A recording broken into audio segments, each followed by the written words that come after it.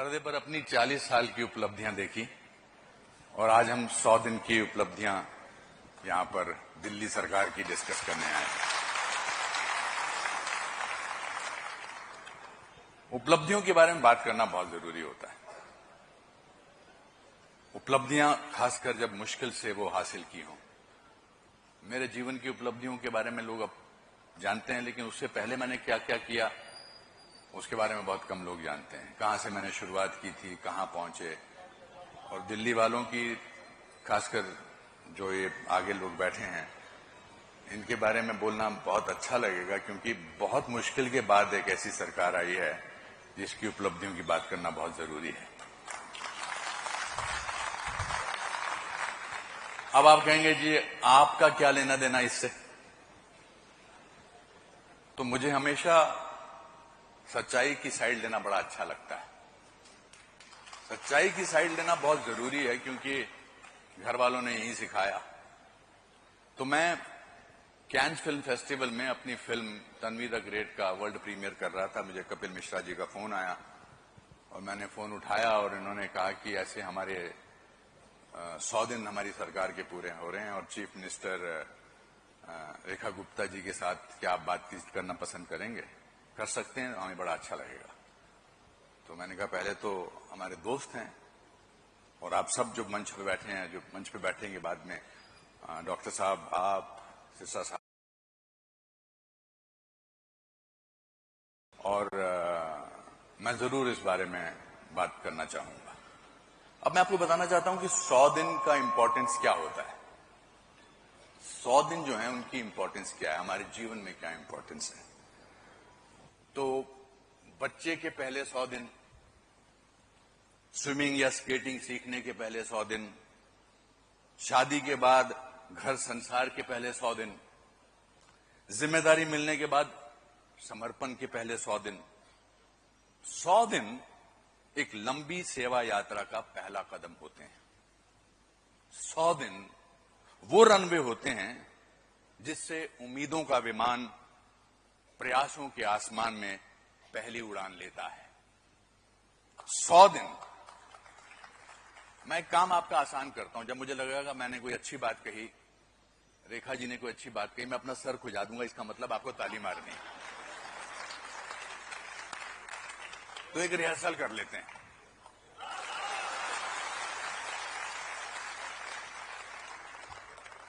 दोबारा ये लाइन बोलता हूं।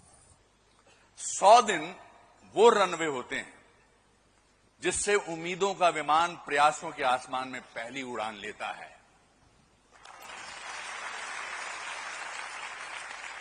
अभी क्या है कि अभी माननीय मुख्यमंत्री जी आएंगे, उस समय मुझे ऐसा करने का मौका मत दीजिए, आप अपने आप ही कर लीजिए। 100 दिन वो पालना होते हैं जिसमें बालक की तकदीर झलकती है। वाह। 100 दिन वो आईना होते हैं जिसमें भविष्य की तस्वीर दिखती है। करेंगे, देखेंगे, हो रहा है, होगा, ऐसे अगर 100 दिन आप उड़ा देंगे तो वो चुटकी में बीत जाते हैं। पर 100 दिन में क्षण क्षम क्षम करना सीख लें तो मिसालें बन जाती हैं।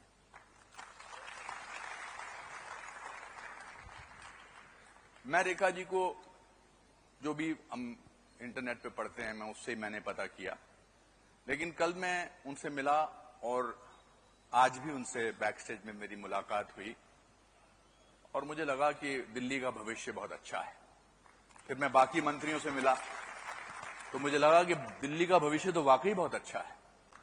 तो चलिए इन 100 दिन में दिल्ली सरकार ने क्या किया इसके बारे में बातचीत करते हैं दिल्ली की माननीय मुख्यमंत्री श्रीमती रेखा गुप्ता जी से।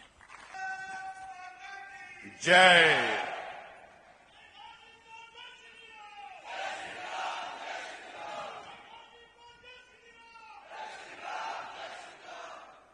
बातों का सिलसिला शुरू करें रेखा जी। मैं चाहती हूं अनुपम जी कि इससे पहले कि हम अपनी बातचीत शुरू करें, जो सिंदूर ऑपरेशन पे हमारी सेनाओं ने शौर्य दिखाया, एक बार मिल करके उनको प्रणाम करते हैं। अरे वाह, बिल्कुल।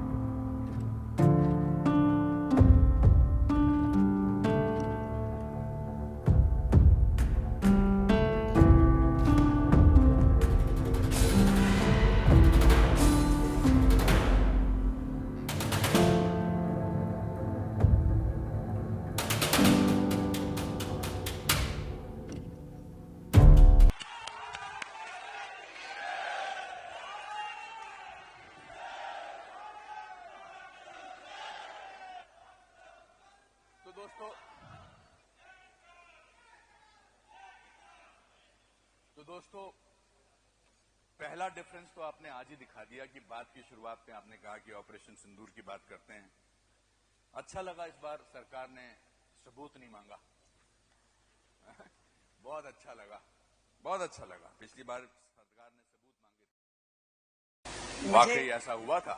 मुझे सच में ये सोच के अफसोस होता है कि इस कुर्सी पे मुझसे पहले वो लोग बैठे जो देश की सेनाओं पे प्रश्न चिन्ह लगाते थे, जो देश के दुश्मनों के साथ हाथ मिलाते थे और जिसमें ना मातृभूमि के प्रति निष्ठा रही और ना ही देश के प्रति प्यार। और ये जो ऑपरेशन सिंदूर हुआ, अनुपम जी, मैं एक महिला हूं, मैं विशेष रूप से ये कह सकती हूं देश की उस आधी आबादी की ओर से कि इस ऑपरेशन सिंदूर ने पूरे देश की बहनों का सम्मान बढ़ाया। धन्यवाद करती हूं आदरणीय प्रधानमंत्री नरेंद्र मोदी जी को, जिन्होंने देश की बहनों का स्वाभिमान बनाए रखने के लिए ये ड्राइव किया और दुश्मन देश में जाकर के जिस तरीके से आतंकी अड्डों को उड़ाया गया, उन पे प्रहार किया गया। आज देश की सभी बहनें सेनाओं को शत शत नमन करती हैं, देश के प्रधानमंत्री को प्रणाम करती हैं। मैंने तो एक पोयम भी 4 लाइनों की जी बिल्कुल लिखी, तो मैं चाहूंगी मैं उसे पढ़ूं। जी बिल्कुल। पोयम का नाम रखा मैं भी सिंदूर हूं। वाह।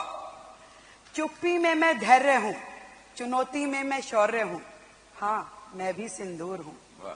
मैं आतंकियों का वध हूं, मैं हौसलों की सरहद हूं, मैं जीवन दात्री, मैं सहार की साक्षी, मैं सिंदूर हूं। मुझे निर्बल जानकर के जिसने गोली चलाई थी, उन शत्रुओं पे मैं कड़ा प्रहार हूं। हर बेटी बहू का उपहार हूं, मैं भारत का कल और आज हूं, मैं हिंदुस्तानी लाज हूं, हाँ मैं सिंदूर हूं। वाह, बहुत अच्छे, बहुत। देखा जी, मैं कश्मीर का रहने वाला हूं, हालांकि मेरी पैदाइश और मेरा पढ़ाई जो थी वो शिमला में हुई।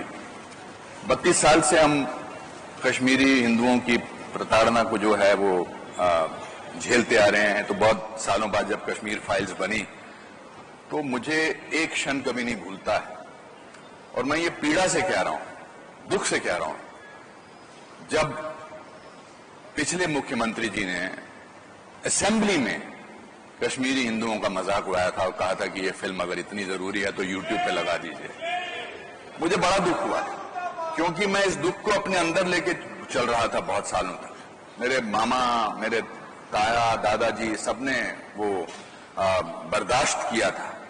इसलिए जब आपने कहा कि आज मैं ऑपरेशन सिंदूर से इसकी शुरुआत करती हूं तो मुझे अच्छा लगा, और आपने अंदर भी मेरे से जो बातें की मुझे बहुत अच्छा लगा। मेरा एक सवाल बड़े नेचुरली मेरे मन में उठता है कि आपको दिल्ली क्यों अच्छी लगती है? दिल्ली के बारे में जो मुझे सबसे अच्छी चीज लगती है ना अनुपम जी, एकता में जो यहाँ का स्वरूप है, एक मिनी इंडिया, एक भारत श्रेष्ठ भारत का ये एक तरह से छोटा विजन मैं कहूं कि आज देश के अलग अलग प्रांतों से, देश के अलग अलग हिस्सों से हर प्रांत के लोग दिल्ली में बसते हैं और दिल्ली का अपना अलग से कोई कल्चर नहीं है। आज हम सभी यहाँ महाराष्ट्र का यदि गणेश चतुर्थी मनाते हैं तो गुजरात का गरबा भी बड़े शौक से हम खेलते हैं, हरियाणा की तीज करते हैं तो बिहार की छठ पूजा भी बड़े धूमधाम से मनाई जाती है। तो ये जो डाइवर्सिटी है ये दिल्ली का कल्चर है, और इसीलिए इस अनेकता में एकता को जब मैं फील करती हूँ तो मुझे दिल्ली की ये चीज बहुत ही खूबसूरत लगती है। और सरकार बनते ही हमने जो पहला निर्णय किया कि हर राज्य का राज्य दिवस हम यहाँ मनाएंगे, और सरकार जो है हर राज्य के सुख दुख में हमेशा खड़ी मिलेगी।